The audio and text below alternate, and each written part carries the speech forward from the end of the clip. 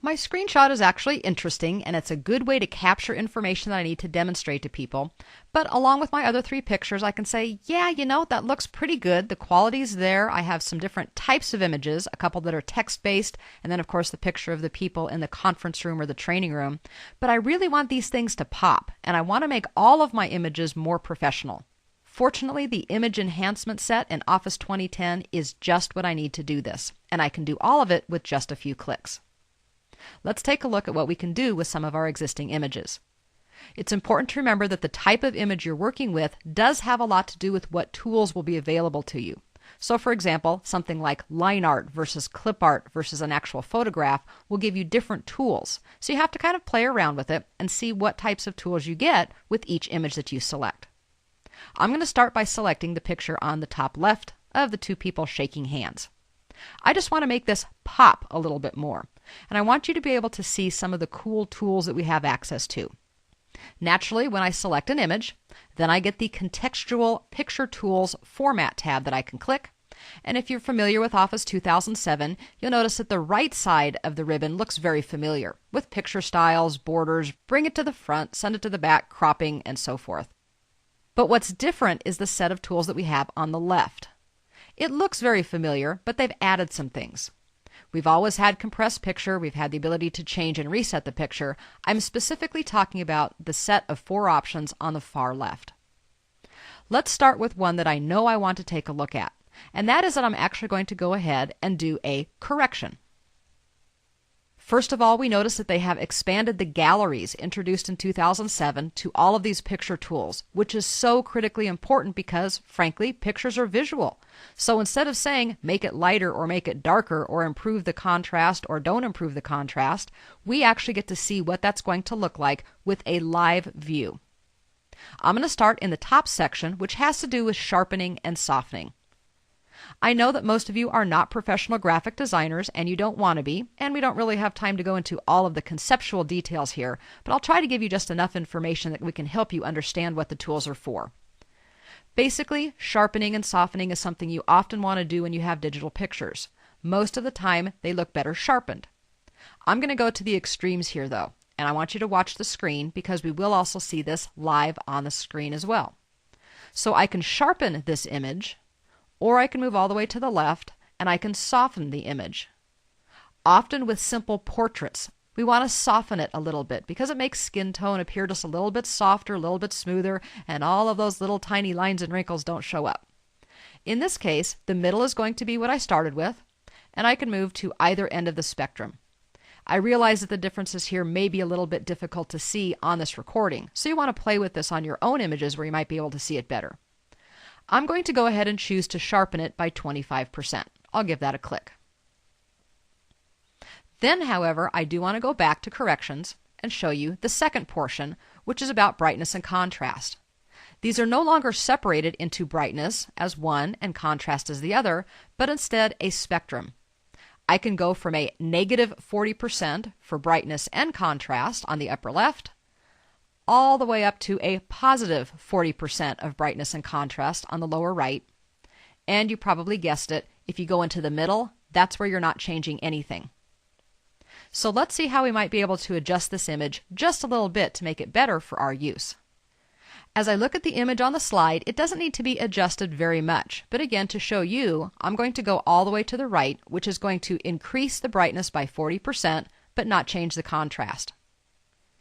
In this particular example, we can see that the window looks very bright and the lady's starting to look a little bit washed out. Likewise, if we go all the way to the left on the same line, that's darkening it up. So I'm thinking maybe I don't need to make a lot of changes, but maybe I'm just going to brighten it up just a touch, maybe 1 square over to the right, which is the equivalent of increasing the brightness by 20%. Once again, I can simply give that a click, but before I do, notice that at the bottom of galleries, just like we've always seen since 2007, we don't have to choose a preset. We can always go to the bottom, choose Picture Correction Options, and we can choose our own levels, so we're not stuck with just 40% or 20% or what the presets offer. I'll go ahead and give this a click, and you've been able to see what some of the correction tools can do for you. The next thing I'm going to do is go to the button called Color. Now this is where we're going to get into a little bit more technical detail about images, more than maybe some of you have had. There are basically two new categories here. We had recolor in Office 2007, and it's not that different. One of the new adjustments we can make is called color saturation, and the other is called color tone. As just a brief explanation, color saturation is how vivid or intense colors are. Low values wash things out or fade them, and a 0 value will actually make them grayscale. So we can look at that all the way here at the left, which is a saturation of 0, and it looks like a grayscale image. If, on the other hand, we go all the way to the right, now our colors are actually a little bit obnoxious. Our blues are really, really blue and really bright. Depending on what you're trying to do, sometimes when you want more stylistic type effects, you might want to do some of these adjustments. In this case, what I think I would like to do is go back to the middle so I can see what the original is, and then say, well, you know, maybe I do want to make those colors just a little bit more vivid because on my background I have a very vivid color. And I want to make sure that I try to kind of match that so the picture itself pops and doesn't look washed out. I'm going to do that by simply going to saturation 200%. One more time we want to go up to our color drop down. And now of course we need to talk about color tone or color temperature. Color temperature is actually a characteristic of light, and I know that sounds a little bit scary, but it's not too difficult when you kind of break it down to its component parts. What we mean by that is that light has kind of important applications when we talk about things like photography, and the weird thing is it's actually expressed as a number in Kelvin or degrees Kelvin. Now, the reason that we use that in degrees Kelvin or a temperature is because it was derived from the theoretical object called a black body radiator. Now, stay with me for just a couple more seconds. It's not that bad. Black body radiator. You don't need to remember that actual name specifically, but what's important about it is when the radiator is heated, it changes from black to red, then to yellow, then to white, and lastly to blue. So the lower the Kelvin rating or the lower the temperature, the warmer or more yellow the light is, and the higher the rating or the higher the temperature, the cooler or the more blue the light is. So when we use this tool in Office, it changes the temperature of our image.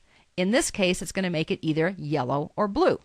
So let's take a look at how that actually looks on the screen. Once again, I'm going to kind of go to the extremes.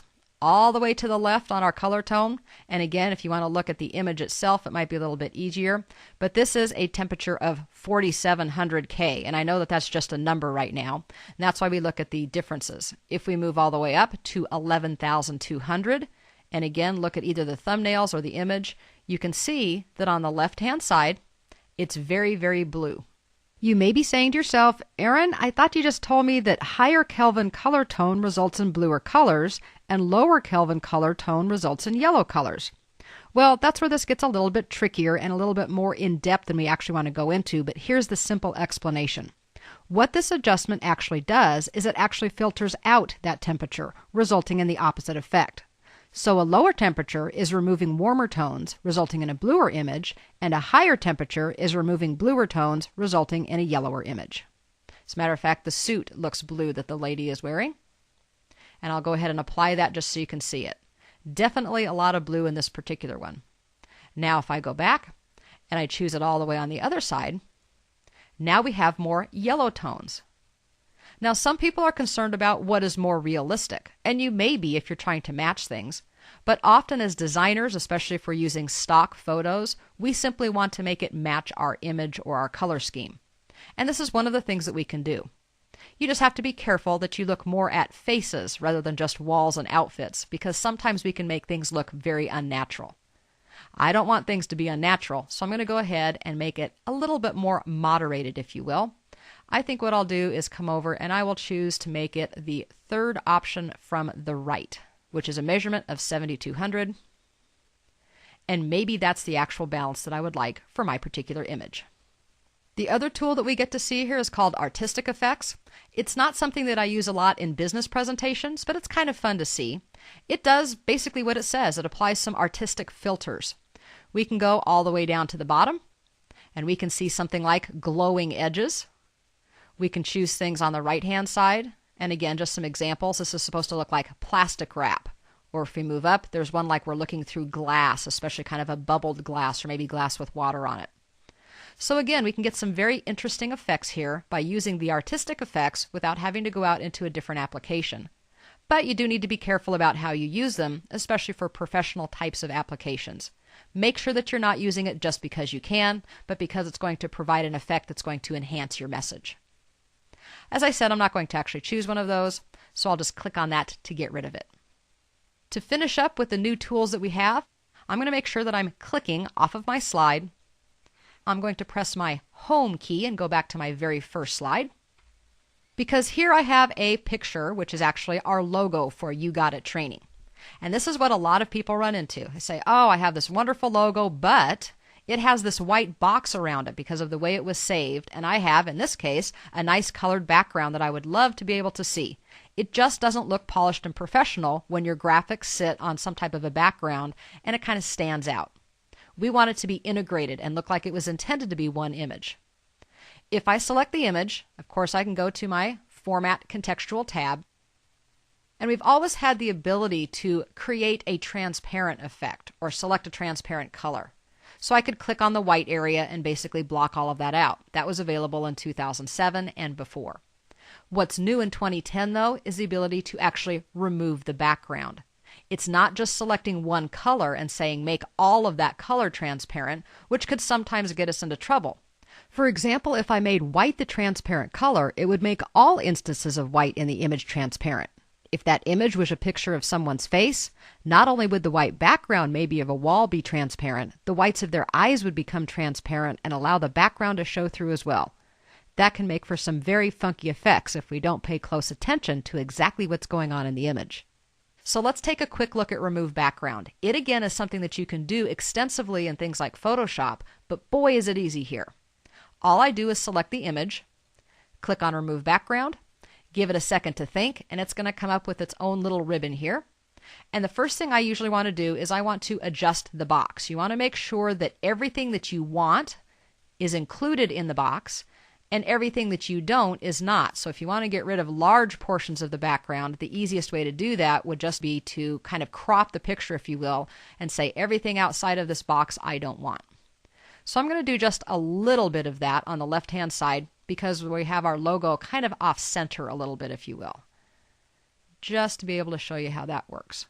Now you can also see that the rest of the background is kind of grayed out or has a color on it, and the parts that are going to be kept by default are not. Well, in this case, it likes my star, but it doesn't like the rest of it. It thinks that rest of it is a background, and I don't want it to do that. So I simply have the tools here to either mark areas that I want to keep or mark areas that I want to remove. I will choose to mark areas to keep, and then it's a matter of just going through and clicking on areas. I'm not going to worry about maybe doing this as specifically as I would if I was going to be using this in production, but you can see that I can click on all of my stars. And if I don't want to include my name here, maybe I'm going to put that in a text box as well, I could simply leave the text unselected. If you accidentally marked something and didn't mean to, you can choose the delete mark and then click on the mark to get rid of it. You can discard all of your changes, and when you're all finished, you can say keep the changes. In this case, all I get are my stars. Now, how easy was that? I could then move this around, I could put it up, and then I could put You Got It Training with some other information in a text box.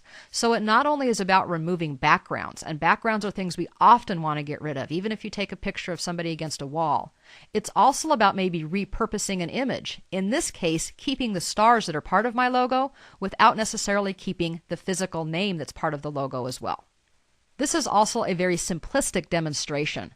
I actually use this quite a bit with headshots of myself where I don't want a white wall in the background, but I just want a picture of me. And if you can imagine how complicated that would be using other programs, you can really appreciate how good this is. But we also need to realize that even though this is quick and easy, without requiring any extra skills or software, it's also not intended to provide the detailed capabilities that a dedicated graphics editor, like Adobe Photoshop or Microsoft Expression would. So it's great, it's cool, it's part of Office, but there are some limitations. Overall, though, I think wow is what I often hear people say when we talk about these different features. You know, insert picture is the fourth most common command on the Insert tab, and it's used by almost 1/3 of all Microsoft Office users, and that's a really big percentage for any one feature. I also know, though, that life isn't perfect, and most of us aren't professional graphic designers, so we need some help to enable us to create professional graphics for our files, our documents, without necessarily taking a lot of time, requiring an extensive skill set, and especially without having to go out of Office to another application. We have to buy the other application, do the work there, and then bring the image back into our Office documents. That's just a lot of extra work. Instead, the image manipulation tools that were in Office are really going to give us all of these features. They were kind of rudimentary before. In Office 2007, they upgraded them a little bit, but boy, in 2010, they've now given us the ability with this tool set to evolve to just a different level of the types of professional graphics that we can produce for our documents and files.